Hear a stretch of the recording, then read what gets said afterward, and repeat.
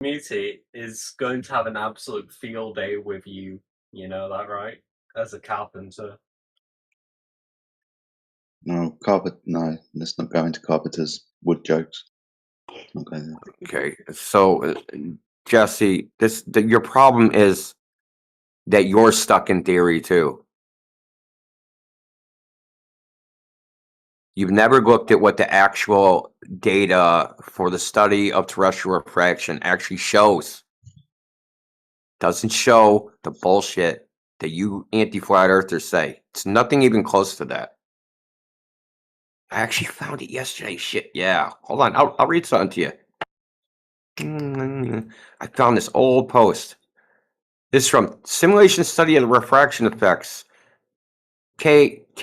Beckett, School of Surveying, University of New South Wales, Sydney, Australia. The abstract. The atmosphere and optical environment of electromagnetic observations has an unstable and chaotic structure, which is also seen in the refraction effect of electromagnetic radiation. For over 300 years, hundreds of models were created describing the influence of refraction effects on the results of geodetic observation. So far, no universal solution has been found which fulfills precision requirements of geodesy. Short story is, you have no idea what it does. There's nothing to disagree on. There's no model that makes accurate prediction. No one knows what the fuck is happening. Okay? All we can do is make qualitative descriptions of seeing shit. There's nothing quantitative. All the quantitative shit I've ever seen shows that what you guys say is 100% wrong.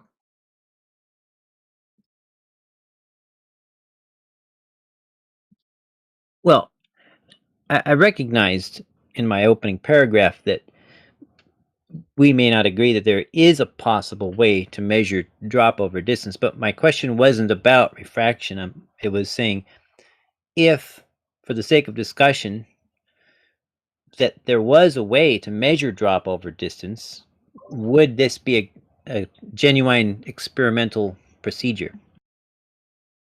Scientific experiment are looking for causes of phenomena. Now, this is a measurement.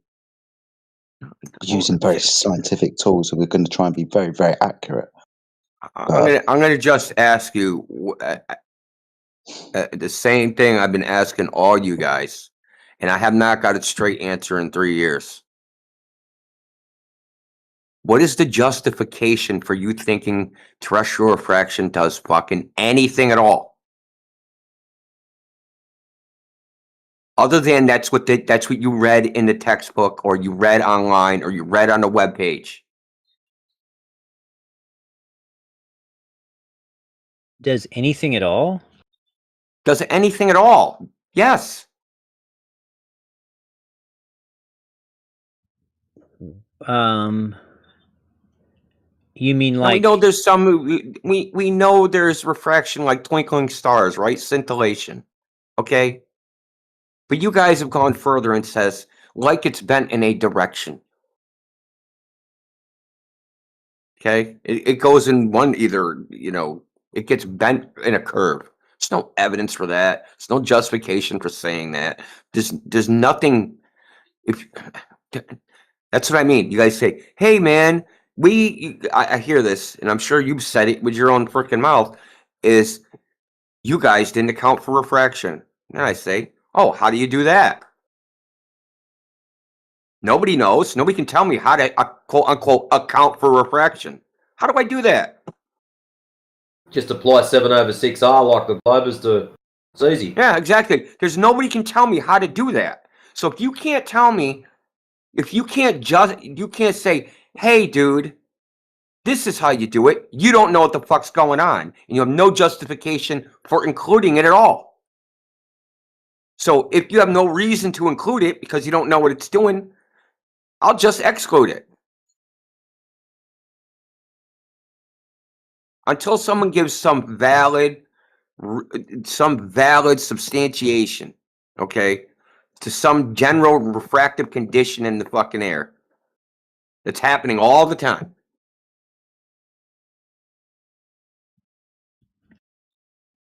It's just a bunch of fucking hot air. You didn't account for refraction. How? How?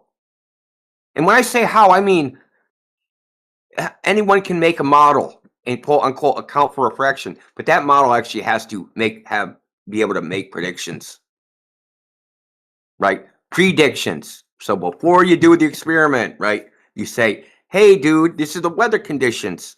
I'm going to punch the meteorological conditions into my fucking model. Okay, this is this far away. We're going to push the fucking button on the camera, and the image in the camera should look like this. No one can do that. You know no one can do that. Or in the reverse, take the picture and then get the meteorological condition, get the picture and be like, okay, this image is displaced this much. Here's the meteorological conditions that existed. Then go check to see if that was the actual meteorological conditions. Then you would have a predictive model. So no one can do any of this crap. And then there's all the other things, the other problems you guys don't want to deal with. Okay. Dispersion, where's that? Vignetting, where's that? All the effects we have that we have to compensate for in lens design, because lens design deals with high refractive elements, and that's what you guys are saying, that the fucking air is this gigantic refractive fucking lens. We don't see magnification. We don't see all these other effects that would happen if refraction was going on. Where are those? There should be other indicators other than something as higher than it's supposed to be, or lower than it's supposed to be, or flatter than it's supposed to be. There should be other indicators of refraction that we could see, measure, all that shit. But I don't see any of these. I don't see it quantified in the scientific literature. I don't see it anywhere.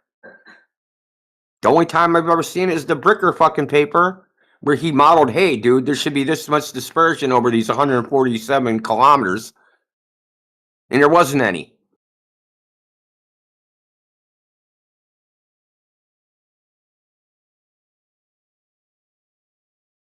What are you showing me, Jesse?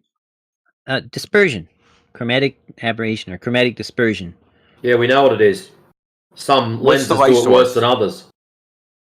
What's the light source? Oh, one is the sun, and the other is a snowmobile headlight. Okay, yeah. Astronomical objects have dispersion. Okay, terrestrial objects don't. Your what do you call it? Your Skidoo? snowmobile headlight, whatever it is. Do you think that that's white light? Like the sun? It's a halogen light, so it's not quite as white as the sun. It's nowhere close to the sun. Halogen emits a single wavelength. Well, but I mean by halogen, I mean a So how would tungsten you have filament. any dispersion, Jesse? No, it's not a discharge. It's not a gas discharge lamp. It's a hot tungsten black body radiation light source with a little bit of halogen in there to keep the filament from evaporating so fast. So it's a broad spectrum. It's not just a single wavelength.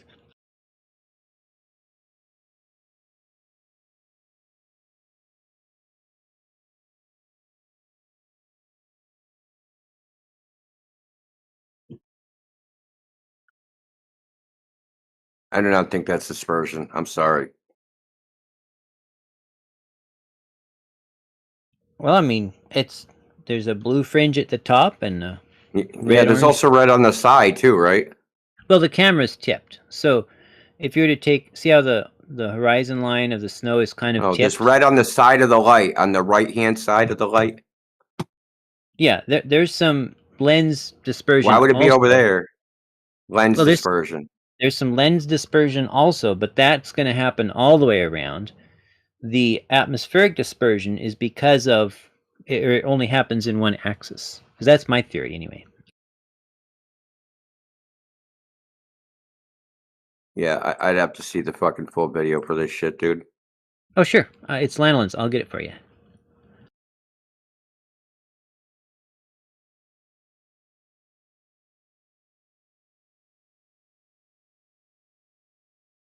This is only 6 miles. I thought.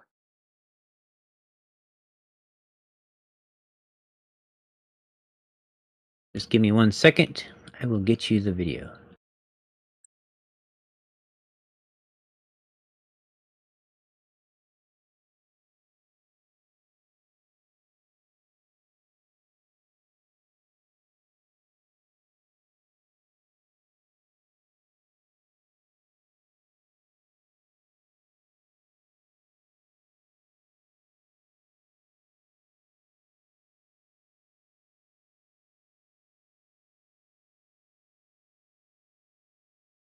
I time-stamped it to somewhere near there. We're near where I got the screenshot, a little before actually. So if you let it play for a few seconds, you should find it. I did enhance, I did brighten the, increase the contrast, but that's all I did. How do you know what lamp his fucking snowmobile has? We could ask them. Halogen lights are. I'm a mechanic, so I know halogen lights are very, very popular for that application. And since he was not using like the very latest snowmobile there is, it's quite unlikely he had any gas discharge, light. Could be a LED. And it's also unlikely it was converted to LED. But we can ask him, definitely. Are you just It's guessing, final. dude, or so you don't know, you're guessing. But it doesn't really matter. It's putting out all the colors. I mean, we can see reds, greens, and the fact It that looks just like this looks like regular scintillation to me, man. You just cherry picked a frame. It looked to me like there was a strong predominance of the blue on top. But anyway, Subjective. I could measure this in something.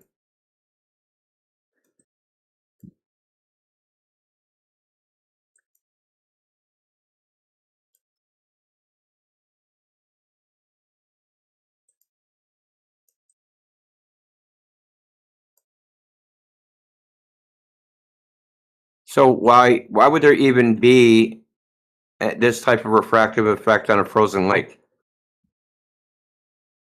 well, especially at 6 miles?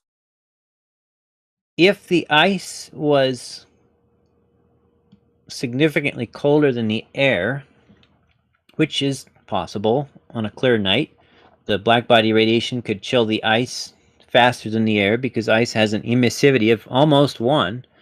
So if the ice was colder than the air and it formed a strong bottom dense gradient, that would be curving light downward towards the ice, and that would be curving the blue light downward farther, which would make the blue part appear higher. This is what I'm talking about, this curving up and down. What makes you think light does anything like that? Because light has been measured to go faster in less dense air and slower in more dense air, and because light travels as a wave That's front. great. That's conceptual. I'm not talking about concepts.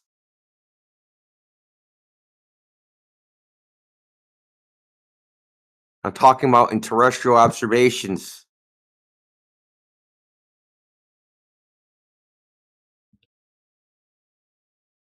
You Oh, guys think, so you guys just, look, bro. The conceptual idea is that there's a spherically symmetric atmosphere with a vertical temperature gradient and a vertical density gradient. And by that sheer fact alone, that a spherically symmetric atmosphere with a gradient, light is just automatically going to curve. Right? I'm not sure what you mean by what did you call it? A spherically symmetric. Spherically symmetric. I don't know what that means. I know what spherical means, and I know what symmetric means, but the atmosphere is curving. Think like an onion, Jesse. The density gradient is not a straight line; it's a curved path. Remember? Oh, you mean on a globe? Yeah, on the globe. Yes. Okay. So it's automatically going to curve conceptually. It has to. And in fact, Andrew Thomas Lungs talks about this, is that it would be impossible to have any type of straight line mathematically. Because if you have it completely horizontally, what would happen is that if you had a ray, it would get trapped at the boundary of the density gradient and form a perfect circle that goes around the Earth.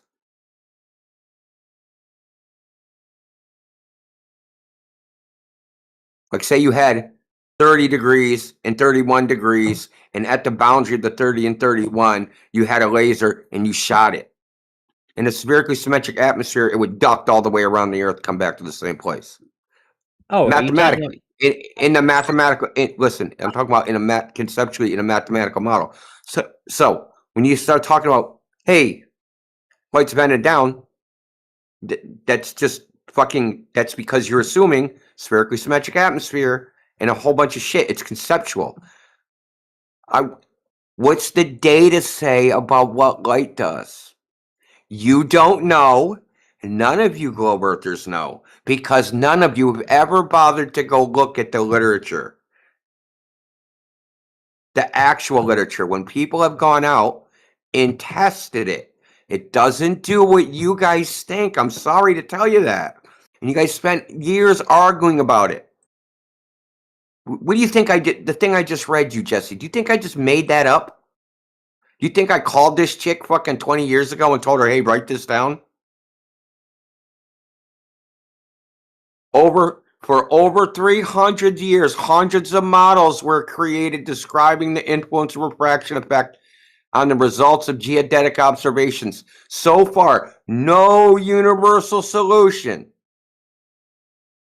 has been found which fulfills the precision requirements of geodesy. So when you sit here and say light would do X, you're implying that you have some universal solution to what the light does. And that you know what it does. And that whatever your answer is of what it does, it's true. It's just universally valid and accepted. Experimentally, no. I'm ripping the whole rug out on this shit, dude. There's no valid justification for any claim of refraction, no matter what it is. Okay, I mean, Jesse, do yourself a favor. Okay, go on Pablo's Dog's channel. Do you know that channel?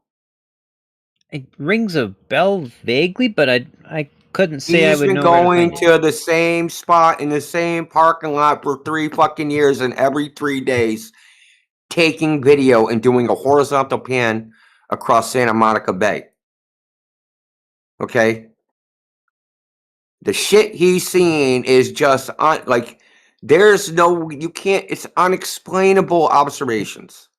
Just unexplainable. Flat Earth or globe Earth, dude.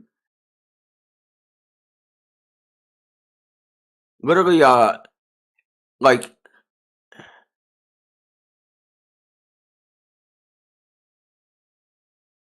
one of the observations, it's like an inferior mirage of something that's past the horizon, and an inferior mirage of like a double inferior mirage. There's all sorts of crap he's got videos of. And there's a whole bunch of other people that have, like Heath Carmody and fucking, there's flat earthers that aren't in like our little circles.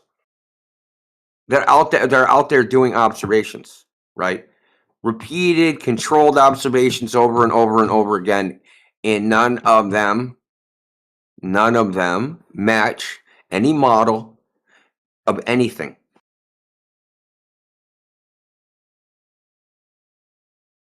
There's no justification for any claim that the light should be doing X, Y, and Z. And that then there's have you ever seen any of the data where they actually take the meteorological conditions and then do the surveying and then try to match them to see if they match up? I'm sorry, I was trying to find Pavlov's channel. Say that again? It's called Pablo's Dog. Yeah, there's a bunch of YouTubers that got that name because it was a famous term I'll from. get you a link. Yeah, thanks. And of course, that YouTube hides the flat Earth ones, so it's hard for me to find the correct one.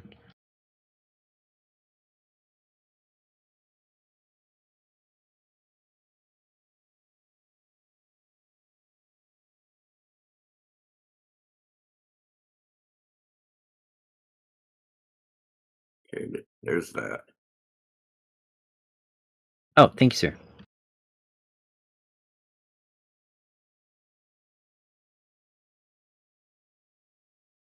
There, I subscribed to him. Cool. I mean, not a lot of flat earthers even know about this guy. And there's other ones. There's a whole group of. There's Plain Truth and what's his name? There's a whole bunch of flat earthers that just do observations. They're not really into the. I mean, they got YouTube channels where they post their observations, but they're not into debating or going on freaking Twitter or anything or TikTok or whatever. They're just out there just like doing their thing, dude. So there. Anyway, I'll just bring up this one. Hold on.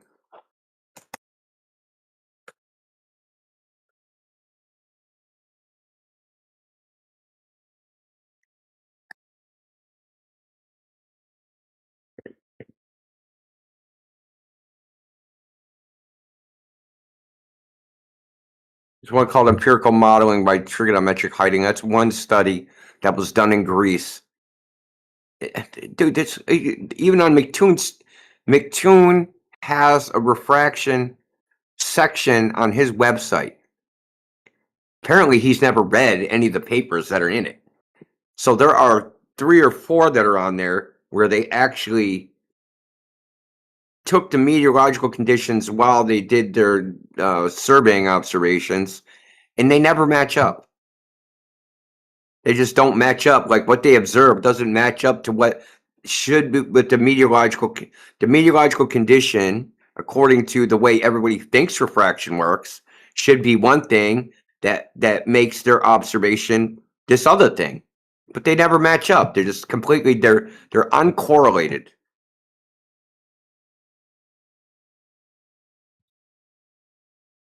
Could you drop a link to that? I would be interested in reading that for sure. It's probably on McToon's fucking site. Hold on.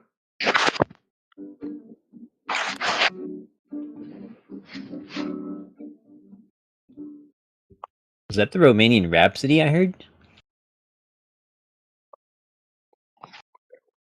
Oops, hot mic and. Hey, Wild Bill, it's good to see you. Hey, Jesse.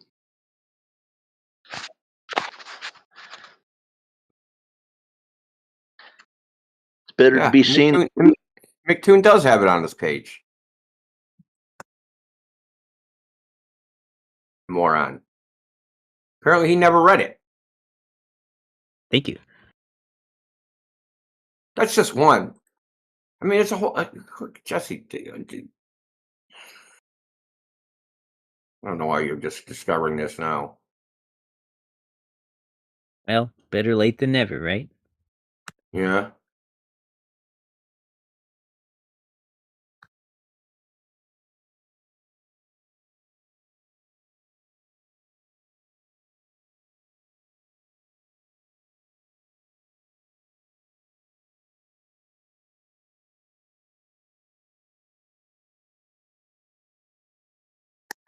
Here's a graph from it. This is the survey observation and the meteorological observation. Completely unfucking correlated.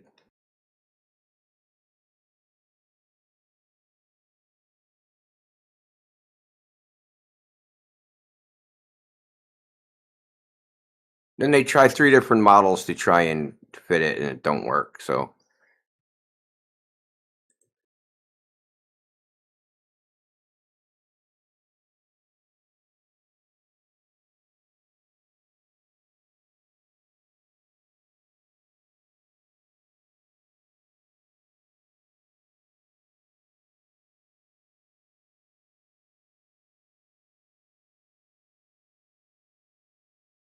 what do you got against like a laser test, like going out and doing a laser test like 100 days in a row, the exact same time, the exact same place, the exact same methodology, 100 times in a row, some crazy distance. Because like FE core, that's like one of the things like people, it just like goes right over her head. That's not one test all done one night. and to say there's some freakish meteorological condition that allowed it. Well, it happened again 3 weeks later, and their meteorological stations didn't pick it up because they have different weather conditions each time. But for some reason, each time lets them frickin' shoot a laser 40 kilometers.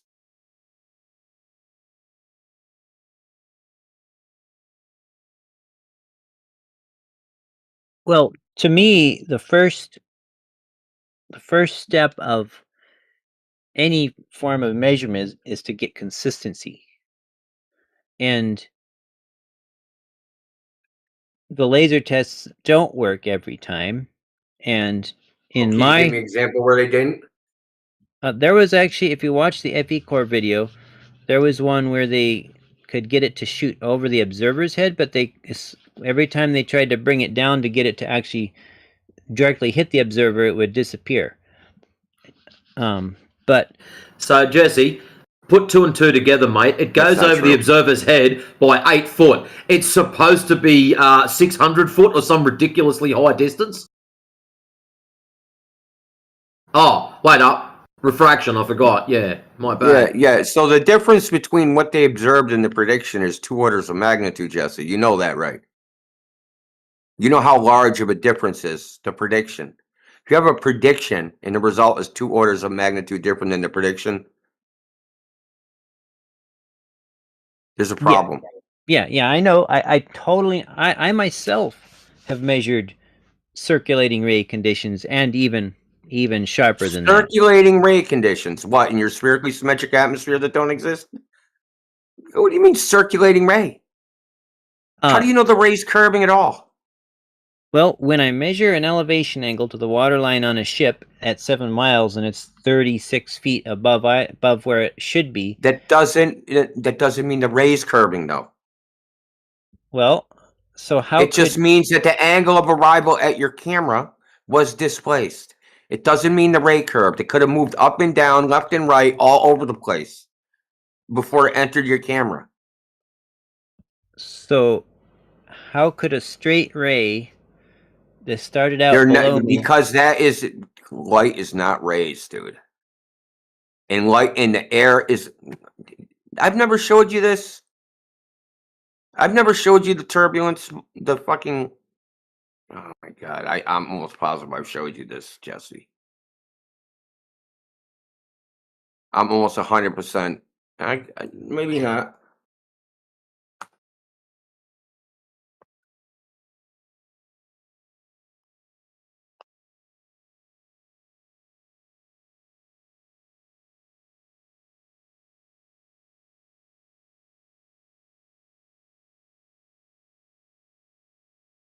Look for something. I'm looking for something. Just give me a second.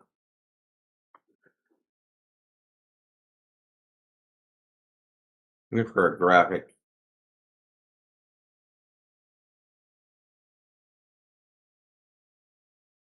It's this.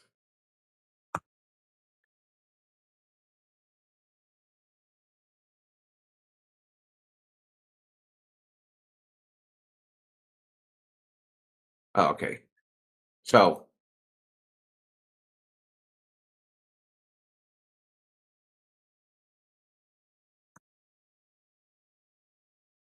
look at the graphic in the chat. The diagram. All right. Scintillation in action. Can you hear me? We hear you. Okay. Hold on, dude. We're having a conversation. Do you believe that the Earth is flat? Wait your turn, dude.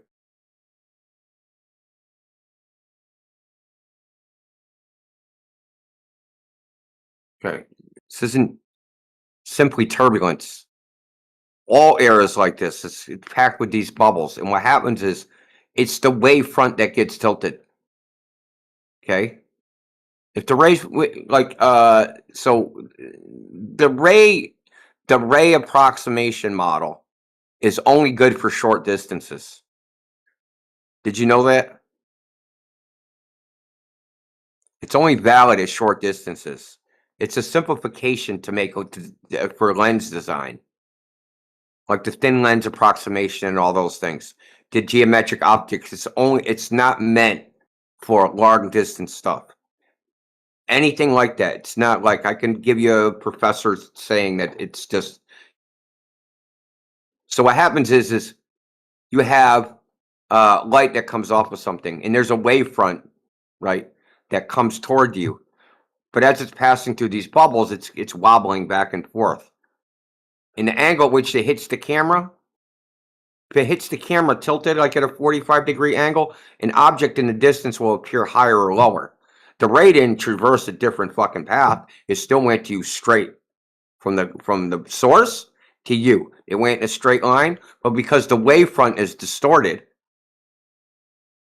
it isn't a direct proportional image to what's out there. And I'll show you another one too. It's from another thing. Now these all are from surveying.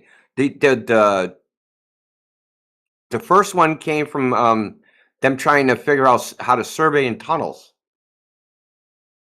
because tunnels have the problem where the walls are warmer than the center, so they have a horizontal displacement, and they had to figure out how to deal with that. And of course, they do a bunch of modeling.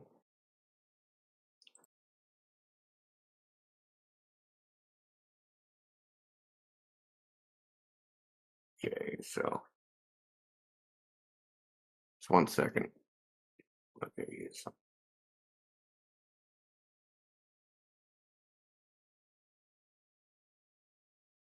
Make sure I get the right one.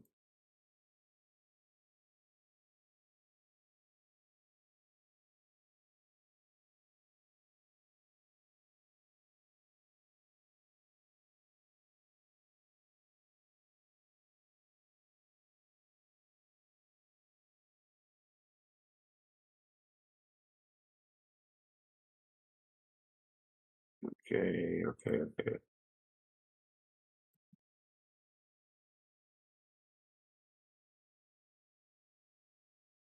No, this is from another paper. This is from the dispersion paper. You see how that says centroid shift? So the centroid would be, say you were on a crosshair, so you're on a bullseye out there. Right. But it's going to appear shifted because the wavefront. So say you have a bullseye, and the bullseye is a plane, right? What happens if you took that bullseye now, just with no refraction, just normal situation, and you tilted that bullseye at a 45-degree angle backwards? That bullseye is going to look smaller, right? Is the The bullseye top is going to look like it's lower, and the bottom is going to look like it's higher. I'm just saying hypothetically. like a target in the distance? It's leaned Yeah, over. like a target. Yeah. Yeah, like whatever. If you're looking at some plane in the distance, its orientation, say it's 90 degree, you're looking at it perpendicular. So the light from that is coming at you. It doesn't stay perpendicular. The wavefront gets distorted and twisted like this, like in this graphic. And then when it arrives on your camera sensor or your eyeball, it's at a tilted angle from when it left, right? So like the bottom arrives closer before the top or some other thing. But these little peaks of the waves, that's what actually activates the sensor or the fucking the epithelial cells in your eye. It's the peaks of these freaking wavefronts, because that's where the energy is. But what I'm saying is, just because something appears displaced, and there's a guy that worked on this for the U.S. Geological Survey called Fred Bruner, okay, and he gave presentations on it because the ray optic model doesn't work, and it's never worked, ever. In 300 years, it's never worked. So he tried to come up with a different methodology, doing the angle of arrival, meaning if something appeared displaced up or down, that meant that the angle that it entered the camera was different. It was at, like, say something would originally be in the center of the camera. Let's say it arrives at an angle 1 degree higher than the center. What is that image going to appear like? it's going to look whatever it is that was going to be in the center is going to appear higher. Right. But it's not. But it's not actually higher. It's the angle that it entered. It's the angle that the light entered into the camera. So I'm trying to understand. Are you saying basically that the light took a straight path from the ship's waterline to me, but then 2 feet in front of my? No, I didn't say a straight. Look, I didn't say necessarily a straight path. It's wobbling. It's moving around. This wavefront is it's like scintillation. It's shimmering. We're like these are oversimplifications. What's happening is it'll go into a bubble of one refractive index. I'll show you. I already did show you of what actually happens. Is that hold on a second, because it was in the first paper I posted. What ends up happening is that the light will oscillate around a mean value, right? So you have the straight line value, but as it travels from point A to point B, it's going through these pockets of air and it's moving up and down, right? And these air pockets, these bubbles. So let's say it goes into the air is full of these like bubbles, like in my graphic here, like in the graphic here from the surveying, right? When it enters into one bubble, the wavefront shifts and tilts. Then when it leaves the bubble, it tilts back, but doesn't tilt back all the way. Then it enters another bubble, tilts, and it's doing this the whole time, going from source to receiver, whipping back and forth. And then you're going to catch it at one point in time. It's going to look a certain way, depending on how the air is, the condition of when you receive that light, the condition of the air. You know this if you've gone and done observations, that you could come back an hour later and everything looks completely different. I know this from my observations. I got a fucking observation of a windmill where you can just see one blade barely sticking out from behind something, and then an hour later, I can see the windmill completely as fucking clear as day, all its blades, everything. So do you think on that one day that all you could see was one blade, that if somebody had a laser... It was an hour later, Jesse. It was an hour later. It was the same day. So do you think at that moment in time when all you could see was the top of the top blade, that if there had been somebody at the base with the laser, you would have been able to see the laser? Well, no, because Okay. the base is behind trees. Oh, it was I'm trees. talking about the top of the blade. Like, look, the one where I could see the whole thing, I could see the hub in the three blades. The one where I couldn't see it, all I could see is a blade faintly sticking out from behind the trees. What does And this there's also radio towers, which I could not see at all at first. And then when an hour later, when I took the pictures again, I could see two radio towers. They're tall ass radio towers. They're fucking hundreds of feet tall. They're like twin towers that I couldn't see at all. Okay, so I did observations. So there was a buoy, and it was rocking back and forth, right? So the top of it was rocking toward me, and then away from me. And when it rocked toward me, I could see it, and then when it rocked back, it completely vanished, as if it was like disappearing behind a fucking wall. It wasn't bobbing up and down. It was rocking back and forth toward me and away as the waves pushed it, right? The waves push it and it rocks forward, and then it goes in the trough and then it rocks back, right? So it's rocking back and forth. And the tip of it's going into whatever, and it would disappear, and then it would rock forward, and then it would reappear. Then it would disappear, then reappear, then disappear, then reappear.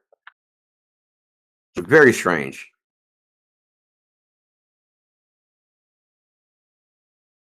Anyway, the point of this is this curved fucking ray shit, there's no evidence for any curved rays. Okay, the curved ray claim is the Earth is a globe. There's a spherically symmetric atmosphere, right? So the ray has to be taking a curved path to go around the globe. There's no evidence for that at all. There's no justification for that. It's just like Earth's a globe. That's what must be happening. That's it. That's the only thing there is to that.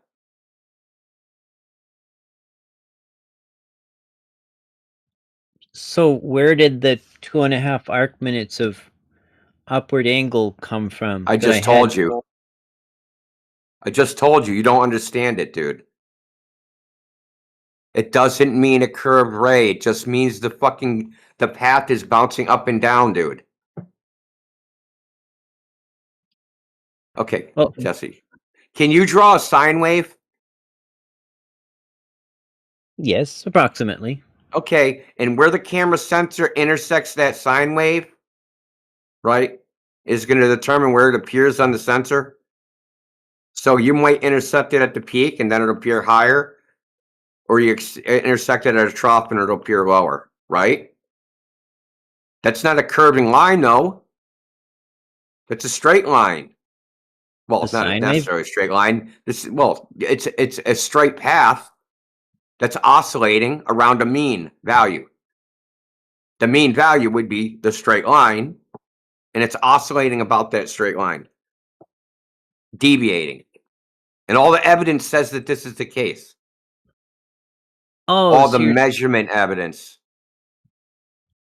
So you're saying that, tell me if I got this right or wrong. You're saying that the path of light coming from the ship's waterline to the camera was following kind of a sine wave pattern up and down, but otherwise basically straight. And I just happened to be at a portion in that the length of that sine wave that caused me to look up at it. And if I had moved forward or back, a half a wavelength, then I would have seen the opposite angle.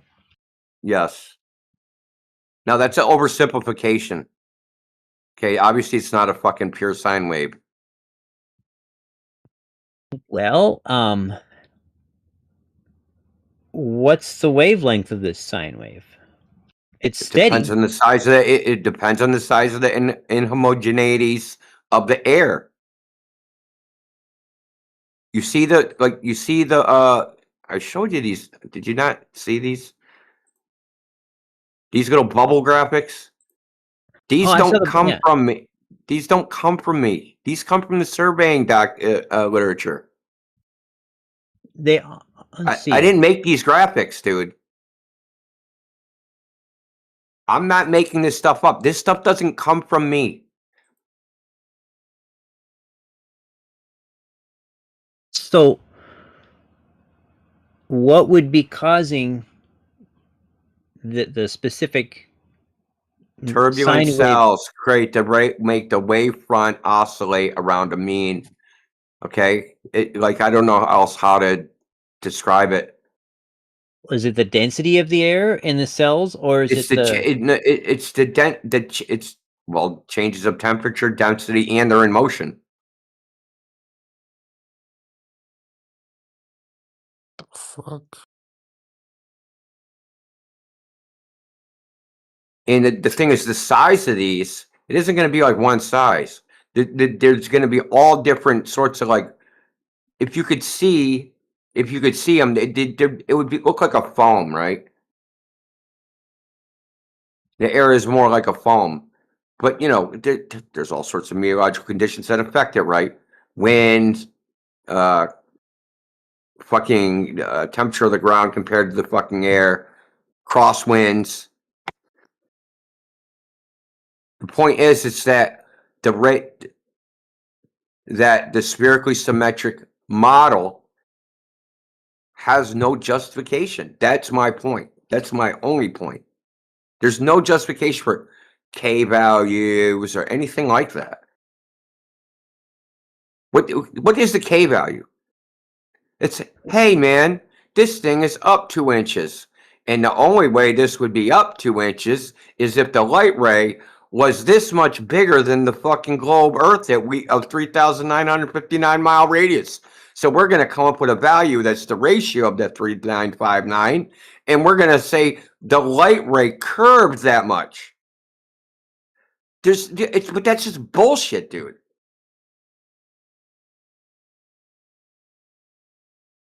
The light ray didn't take a fucking continuous curved fucking path. They just do that as a simplification. And they even say it, that it's a simplification. But do you know where that's got them, that methodology? Fucking nowhere. Because, like I read earlier, for over 300 years, hundreds of models were created to describe the influence of refraction effects. So their methods don't work. You understand that you guys, I don't know why I keep saying you guys, but global earthers, or the anti-flat earthers that argue this topic and bring up refraction, they're literally bringing up a failure to justify the globe. No refraction model can make any fucking prediction, period, other than like Snell's law on designing lenses or something.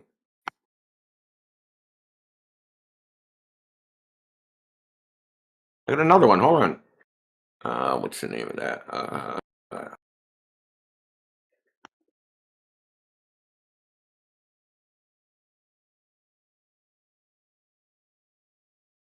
Jesse, you ever see this one?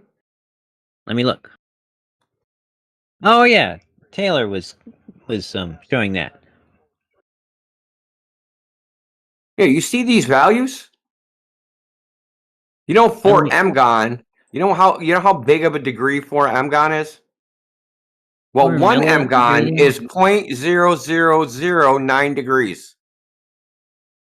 The largest deviation in this data set is 4. So that means the largest deviation that they measured as far as an angle of arrival was 0.0036. Now, do you know how much that is at 25 miles? It's like fucking 8 inches.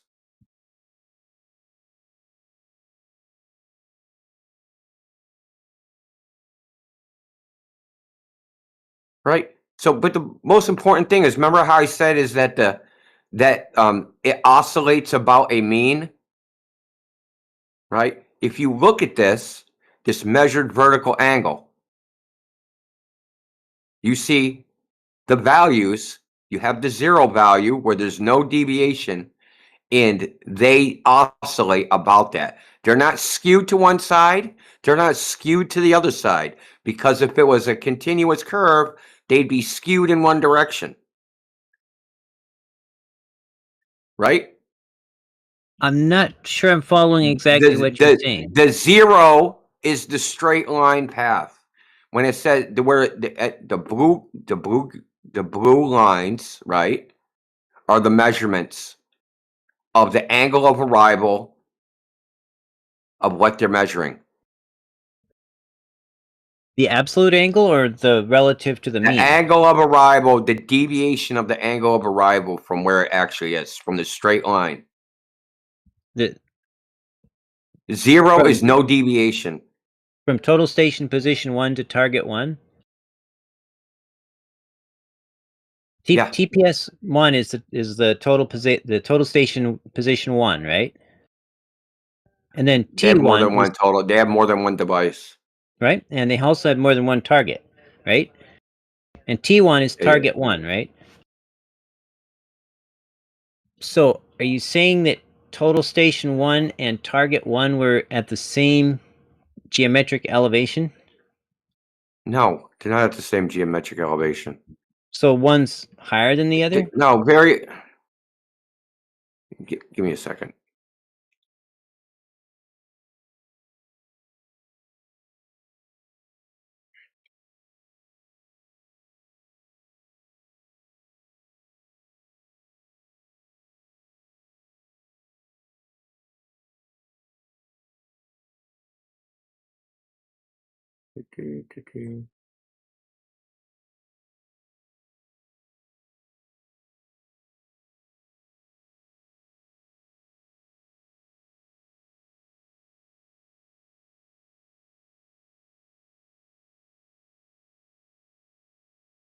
T1 is T1,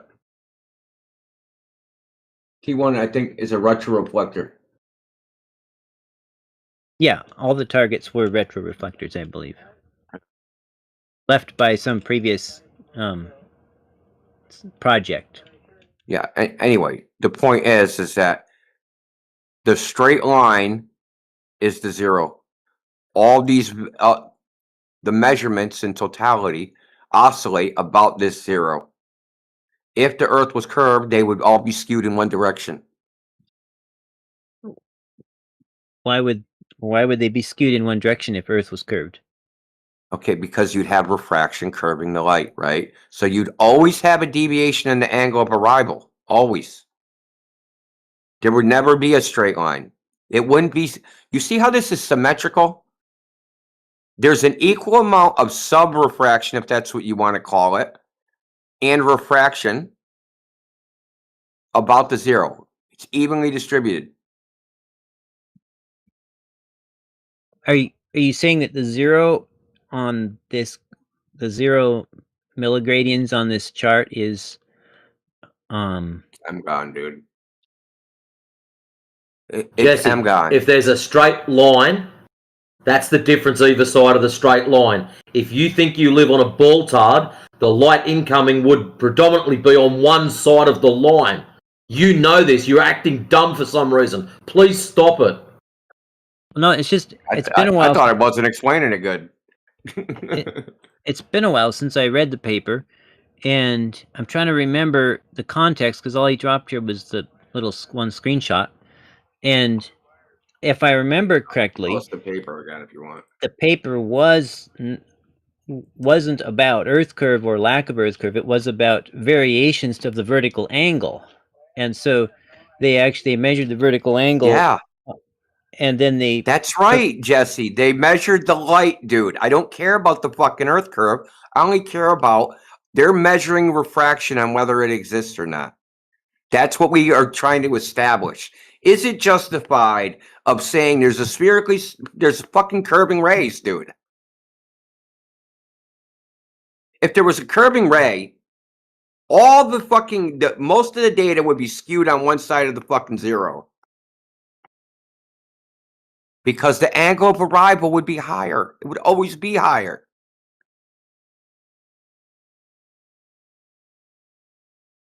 This isn't like this is the only shit, dude.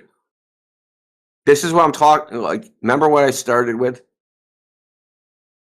You guys have read the textbooks, read fucking shit online, never looked at the academic research, and even if the papers that exist, very few of them have actual measurement data in it. And then if you actually sift through the fucking 1 in 100 papers that have actual fucking empirical measurements, none of them, and I mean none, match any fucking goal prediction. None. Zero.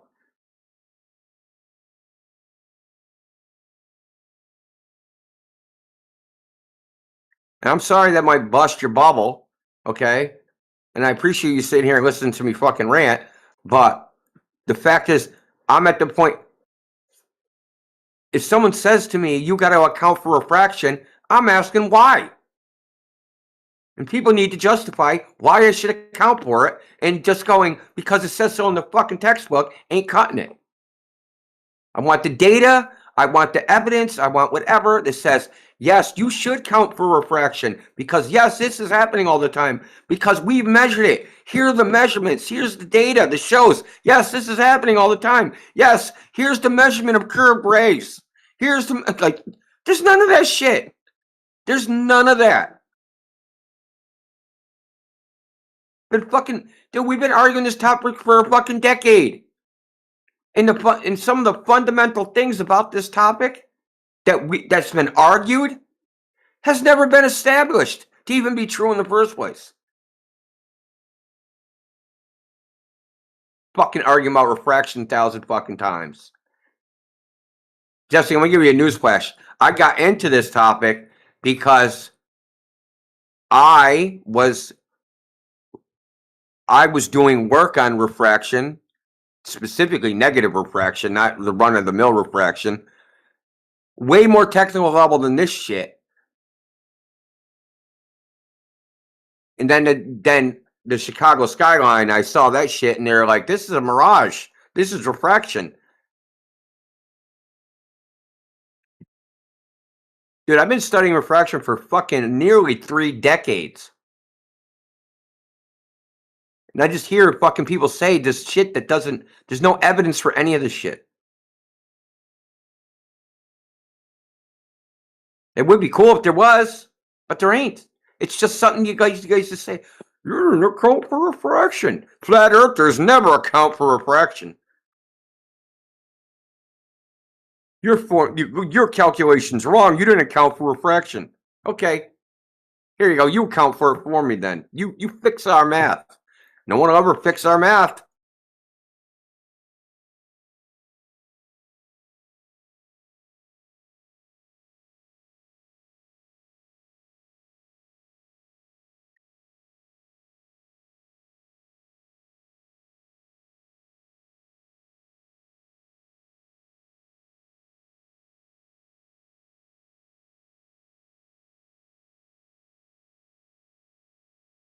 No, dude. They're measuring the angle of arrival of the light, dude.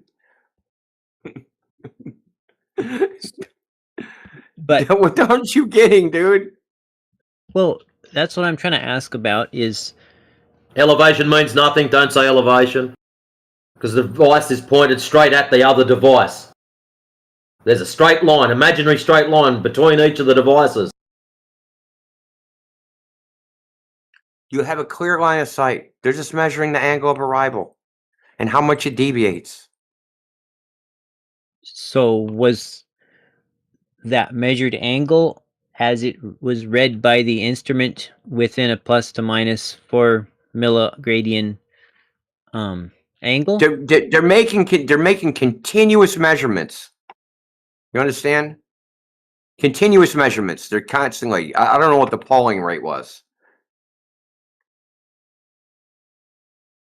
Every few minutes, I think, except they would take a few minutes off to do a self calibration on each unit. But what I'm just trying to understand if you're saying that 0 degrees was the actual measured angle of arrival for total station 1 when pointed at target Well, there is 1. no angle if it's 0 degrees. What do you think they're measuring, Jesse? Well, I think they measured the elevation angle to T1 from TPS1 repeatedly, and of course it's T1 They're on was top way... of a hill looking down into a fucking hole at a landslide across the way. Okay, so they've recentered these measurements to center them around the So you average, see, right? look at figure 3, the top image of figure 3. They're on top of a fucking hill looking down, okay? So they got a couple things here. 2, 1, 3, 1, 2, 3, and 4. 4 is a vertical tower of thermocouples where they're measuring the temperature. Yes, that's beautiful. The vertical temperature profile. Right? So they're just pointing down into the landslide, dude, and measuring the angle of arrival that the fucking laser hits them. That the laser hits the total station. That's it. It's not fancy, dude. Okay, so I think we agree that the total stations were pointing down significantly more than 4 milligradians, right? At their targets, at least for target 1. Yeah, it doesn't matter what they're pointed down. They're only measuring the light. They're shooting a fucking laser off of something and then measuring the angle that it comes back. It knows the direction that it's pointed, right? And they can measure the direction that it picked it up.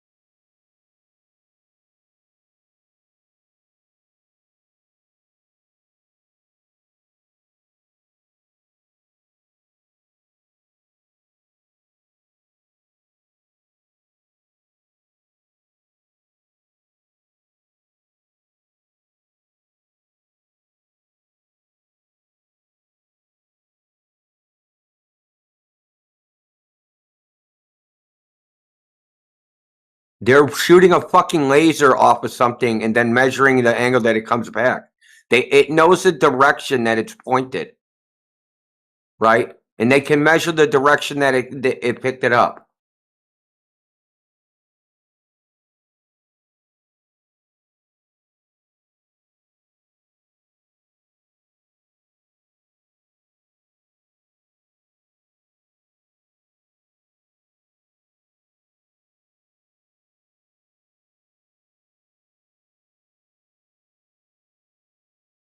No, dude. They're measuring the angle of arrival of the light, dude. But what aren't you getting, dude? well, that's what I'm trying to ask about is Elevation means nothing. Don't say elevation. Because the device is pointed straight at the other device. There's a straight line, imaginary straight line between each of the devices. You have a clear line of sight. They're just measuring the angle of arrival and how much it deviates.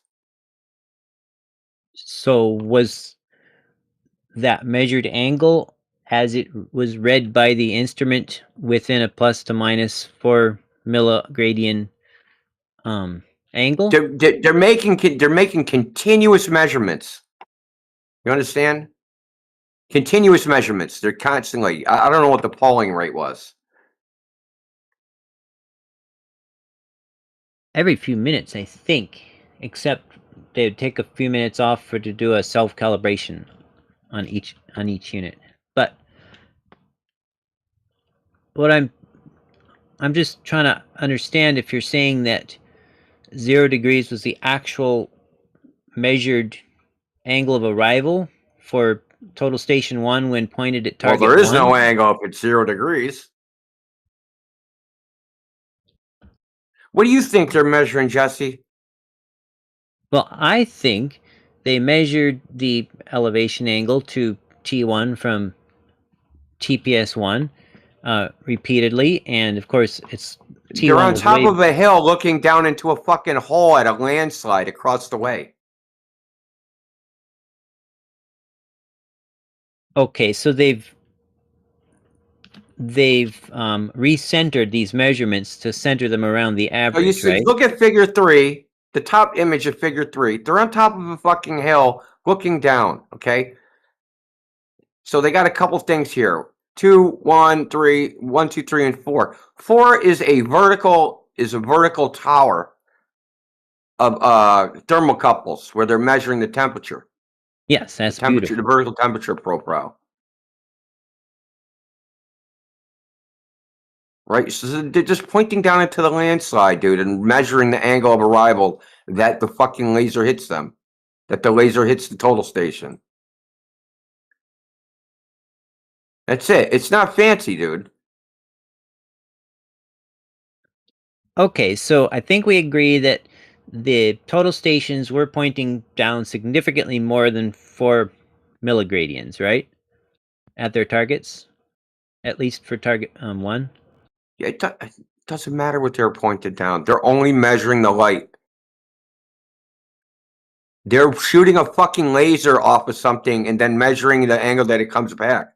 It knows the direction that it's pointed, right? And they can measure the direction that it picked it up.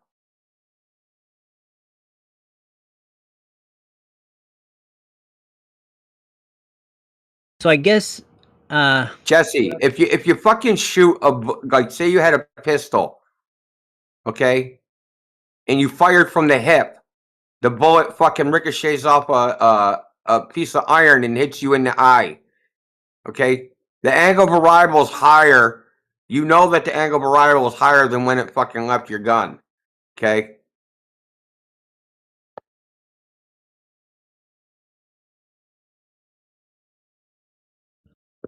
because the shrapnel or the piece of metal is falling Because as it, it left at hip level and then arrived at eye level.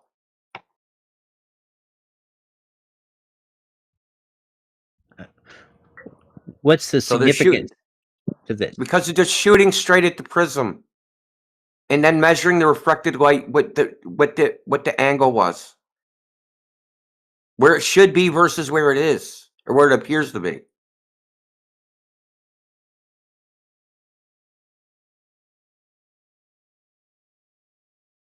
These are like infrared, dude, bouncing infrared light off of reflectors.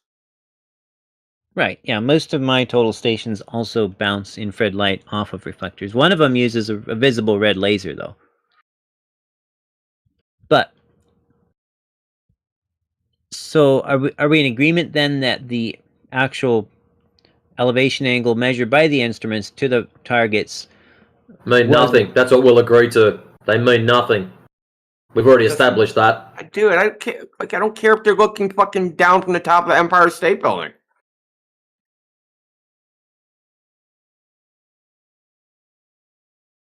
Well, I guess I don't understand This what would you're be arguing. even worse. Look, bro. This would be my argument. My argument is here's data, right?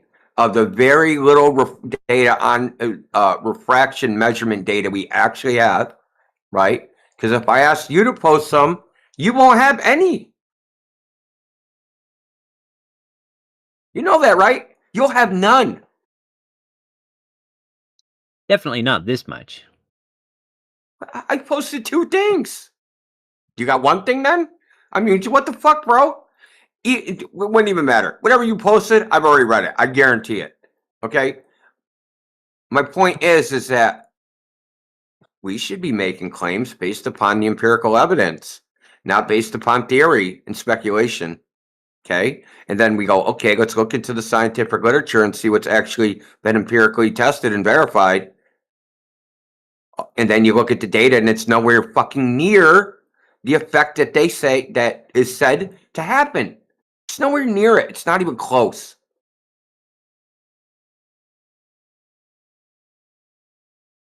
But people are going to tell us there's these special refractive conditions that can happen that can make the horizon fucking appear 10 times too far away, that can do all sorts of crazy shit, right? Fine. I have no problem believing that. If you can substantiate that it's even possible, which nobody can do.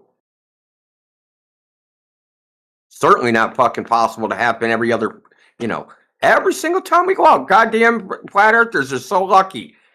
Oh my God, there's the horizon again, 10 miles away. God, am I lucky?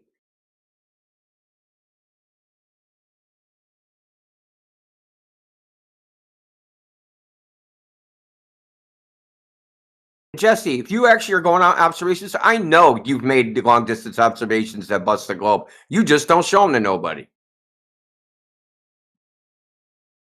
Just as a sheer probability, dude. Oh, I've showed them, and I even showed the ones that show concave. No, They don't show concave, man. They don't show, dude. No, dude. And things are just getting displaced up and down, dude. Yeah, I don't know how else to describe it. Like, I don't know if a magnifying glass does this. I have one of those triangular straight glass prisms that's 6 inches long, and it does that. I can hold it up and look through it, and depending on which way I have the pointy edge, it can make everything look higher or everything look lower, as well as rainbowy. Yeah. Now imagine in between you and something else, there's like 20,000 fucking prisms, and they're all moving around. But they're only moving around a little bit. Okay. Now you're going to end up with an image that'll be displaced 1 second one way and then displaced another second another way. I mean, stars twinkle for a reason.